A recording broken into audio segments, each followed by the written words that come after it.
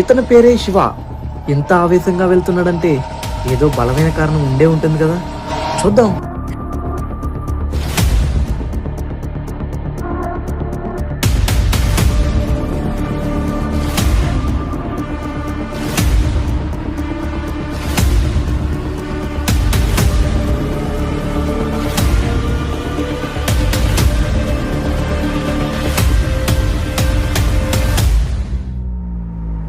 Studio నీదేనా?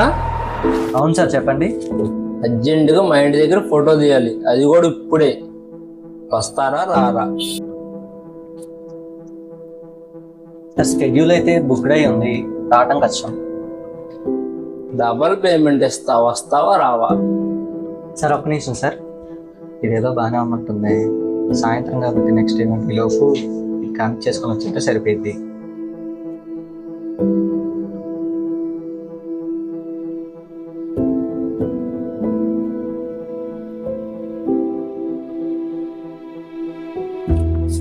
Okay sir, పదండి.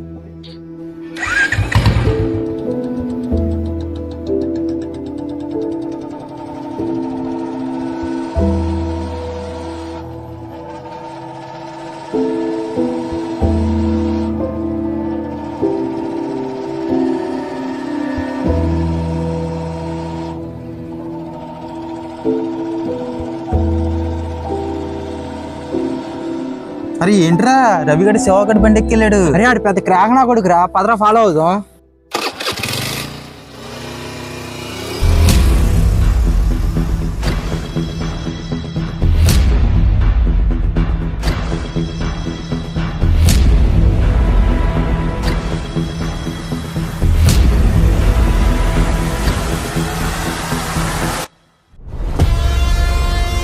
అన్న ఏంటన్నా ఎక్కడ తీసుకొచ్చావు? దిగు.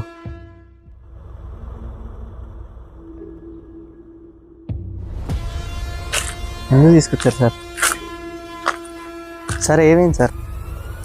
సార్ ఫోటోషూట్ అన్నారు కదా సార్, ఏమైంది సార్? ఇది తీసుకొచ్చారు సార్. ఏమైంది సార్? ఎందుకు సార్ నటిస్తామంటే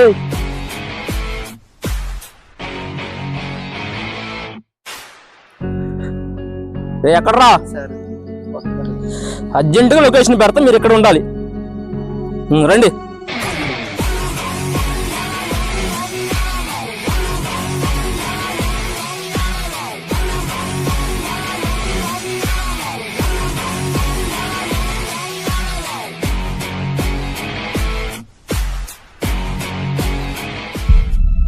ఏంట్రా అంత ఆవేశంగా కాల్ చేసావు?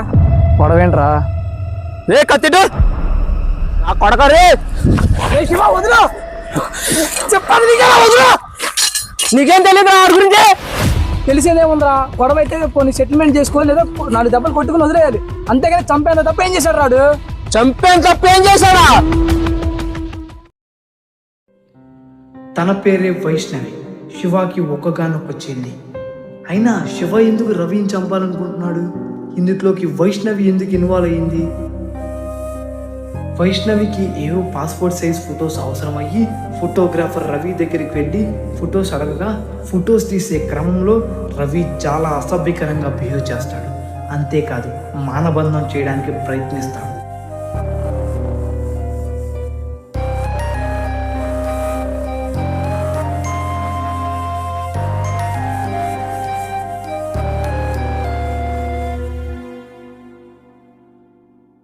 ఇదంతా గమనించిన వైష్ణవి అక్కడి నుంచి భయంగా ఎలాగోలా తప్పించుకుని వస్తుండగా ఒక చోట ఆగి బాధపడుతూ ఉండగా అటువైపు నుంచి వెళ్తున్న శివ చూసి, ఇక్కడున్నవేంటి, ఇంటికి పద అని అనగా తడబడుతూ సరే అని చెప్పగా శివకి అనుమానం వస్తుంది.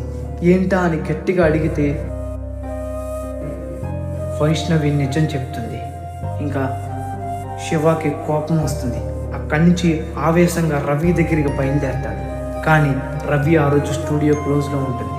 ఎందుకంటే రవి ఏదో ఈవెంట్ పని మీద బయటికి వెళ్తాడు. మరుసటి రోజు శివ కోపంగా మళ్ళీ రవి దగ్గరికి వెళ్తాడు. రెడ్ హ్యాండెడ్గా రవి దొరికేస్తాడు. రవికి తెలియకుండానే శివ చంపడానికి ఒక స్పాట్ తీసుకొస్తాడు. ఇప్పుడు చెప్పరా, ఈయన చంపడం తప్పా కాదా? అరే శివ, వీడు మారడరా, నిన్ను చంపేద్దాం.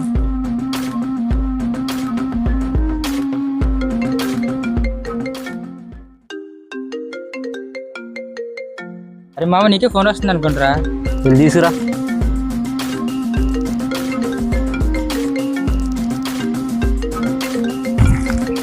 ఎత్తి స్పీకర్లో పెట్టు. హలో, ఎవరో చెప్పండి. మాట్లాడేది శివేనా?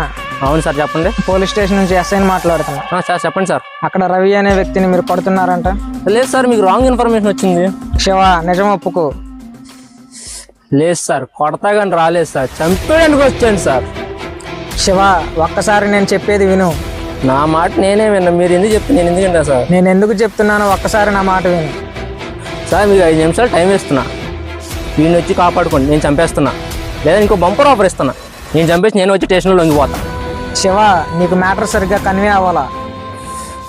వాడిని చంపేయి. ఏంటి సార్ కొత్త ప్లానా? శివ, చెప్పేది కూల్గా విను. వాడికున్న ఇన్ఫ్లుయెన్స్కి మా చేతికి కూడా దొరకట్లా. వాడి నీ చేతికి దొరికాడు, వాడిని చంపేయి. నీ మీదకి ఏ కేసు రాకుండా నేను చూసుకుంటా. సూపర్ సార్, పోలీసు అనిపించుకున్నారు. నన్ను పట్టుకోవడానికి కొత్త పథకం వేసారుగా. శివ, చెల్లికి జరిగిన విషయం నాకు తెలుసు, అందుకే చెప్తున్నా, వాడిని చంపేయి. సూపర్ సార్, మొట్టమొదటిసారి జీతం కోసం కాకుండా న్యాయం కోసం పనిచేసే పోలీసుని ఇప్పుడే చూస్తున్నాను సార్.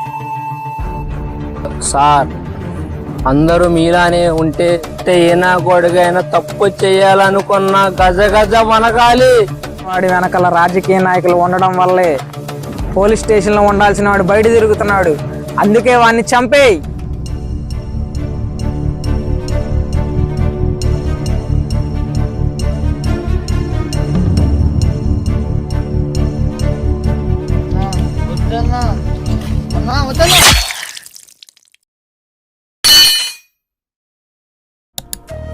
ఆడవారిని నిప్పుతోనే ఎందుకు పోలుస్తారో తెలుసా?